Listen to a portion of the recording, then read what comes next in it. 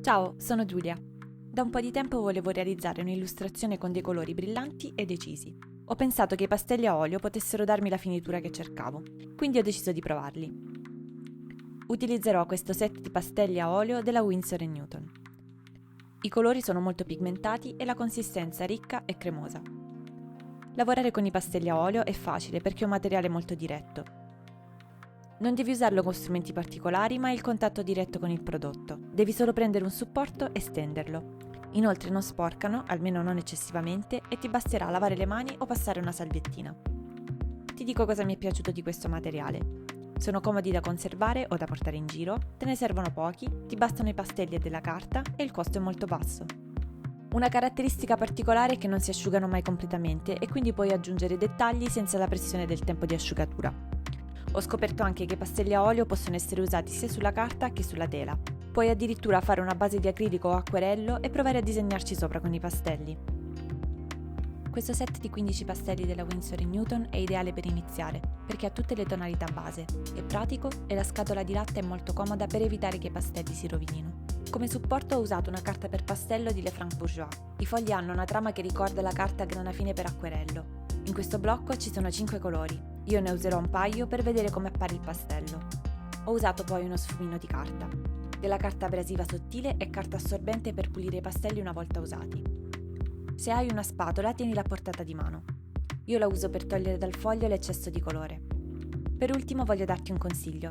Fai attenzione a non sporcare il foglio con il dorso della mano. Io avevo delle salviettine vicino per evitare di rovinare il disegno.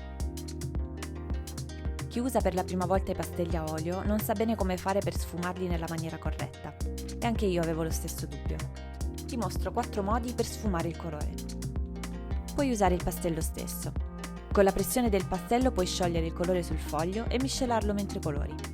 In questo caso la texture della carta fa la differenza. Ricordati di pulire il pastello dopo averlo usato, altrimenti porterai in giro pezzetti del colore con cui l'hai sfumato. Puoi usare un foglio di carta assorbente o della carta abrasiva dalla grana sottile. Puoi usare uno sfumino. Questo è il metodo che preferisco. Ti consente di sfumare i colori tra di loro con precisione.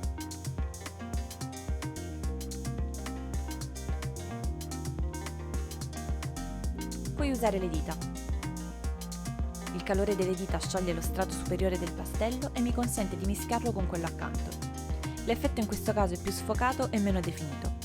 Questo metodo è da evitare se sei all'aperto e hai le mani fredde. Puoi usare l'olio di lino. Se hai un supporto abbastanza resistente, puoi provare anche con un pennello e dell'olio di lino. Te ne basta davvero poco. Uso questo pennello a lingua di gatto Lefranc-Bourgeois per passare dal magenta all'arancio. È arrivato il momento di disegnare.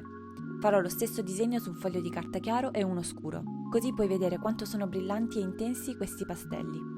Disegnerò del cibo. Ho segnato con una matita in modo molto leggero le forme principali. Riempio ogni sezione. Uso più colori per ogni soggetto e faccio sempre attenzione a non tirare via con la mano e macchiare il foglio.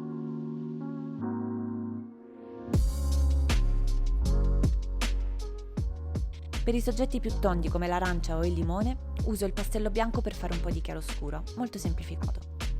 Aggiungo i bordi con dei colori in contrasto. Con lo sfumino faccio fondere insieme delle sezioni e lavoro bene il colore nella carta. Come vedi ogni tanto uso il calore delle dita per creare delle sfumature e passare da un colore all'altro, e l'effetto è molto interessante.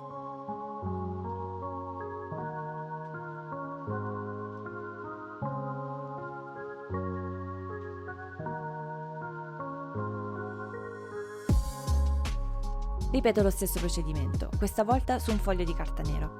Cambio un po' i colori, aggiungendo dei tratti più chiari e brillanti per staccare dal fondo scuro.